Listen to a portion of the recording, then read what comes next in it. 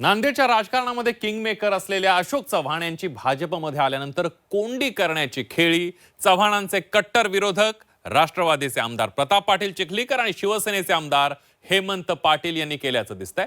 निवडणुकीच्या पार्श्वभूमीवर चिखलीकर आणि पाटील यांची काल भेट झाली आणि त्यामुळे चव्हाणांना दूर ठेवण्यासाठी भाजपला सोडून शिवसेना आणि राष्ट्रवादीची युती होण्याची शक्यता आहे।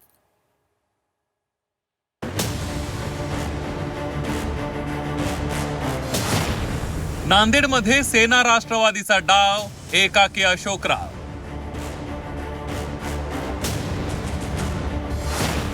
शिवसेना आणि राष्ट्रवादीच्या युतीच्या वाटाघाटी।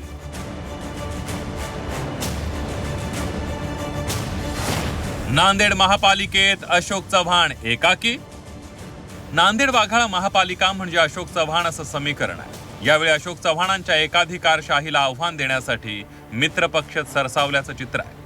अशोक चव्हाणांच्या वर्चस्वाला धक्का देण्यासाठी राष्ट्रवादीचे प्रतापराव चिखलीकर आणि शिवसेनेच्या हेमंत पाटील यांनी कंबर कसली आहे। दोन्ही पक्ष युती करण्यास अनुकूल असून नांदेड महापालिका भाजप वगळून लढण्याची तयारी या नेत्यांनी केली आहे।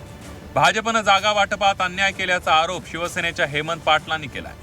नांदेडमध्ये शिवसेनेचे 2 आमदार असताना केवळ 6 जागांची ऑफर दिल्याचा आरोप हेमंत पाटलांनी केलाय।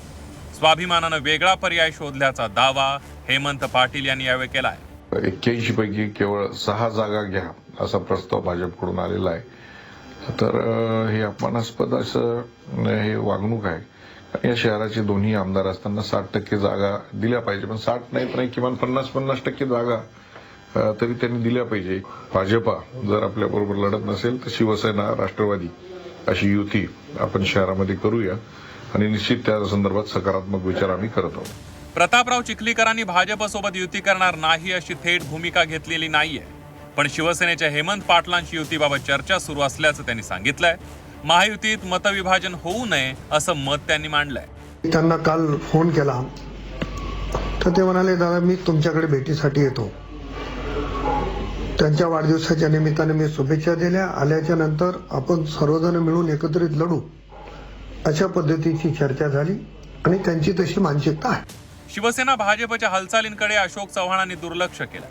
महायुतीचा फैसला स्थानिक पातळीवर होणार नसून वरिष्ठ पातळीवर त्याचा निर्णय होईल असं सांगून त्यांनी चिखलीकर आणि हेमंत पाटलांना फारसं महत्त्व देत नसल्याचं सांगितलंय। माझा काही वाटण्याचा प्रश्न उद्भवत नाहीये। पक्षश्रेष्ठी जे आम्हाला निर्देशित करेल त्या पद्धतीने आम्ही निर्णय घेऊ। माझा काही वाटण्याचा प्रश्न उद्भवत नाहीये। पक्षश्रेष्ठी जे आम्हाला निर्देशित करेल त्या पद्धतीने आम्ही निर्णय घेऊ। स्वबळावर लढण्याचे आदेश अशोक चव्हाणांना आलेच तर अशोक चव्हाणांना महाविकास आघाडी आणि महायुतीतील मित्रपक्ष असा दुहेरी शत्रूंचा सामना करावा लागणार आहे। यावेळी अशोक चव्हाणांच्या समोर 2 विरोधक असल्यास परिस्थिती थोडी आव्हानात्मक असणार आहे। सतीश मोहिते, झी 24 तास, नांदेड।